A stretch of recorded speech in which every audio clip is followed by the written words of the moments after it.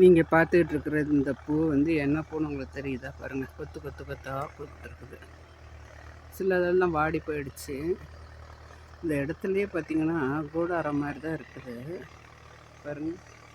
அப்படியே ஒரு கூடாரம் மாதிரி இருக்குது. அதில் எல்லா இதுலேயுமே பூ, நிறைய பூ பூத்துருக்குது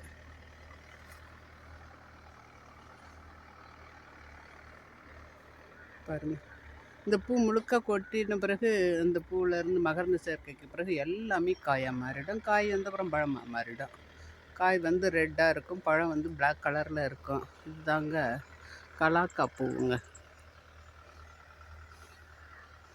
எங்கள் தோட்டத்தில் வருஷத்துக்கு 2-3 தடவை இந்த காய் காய்க்குது. இந்த வருஷம் தான் இந்த பூவை மட்டும் நான் பார்த்தேன், என்னடா இவ்வளோ பூ பூத்துருக்கேன்ட்டு.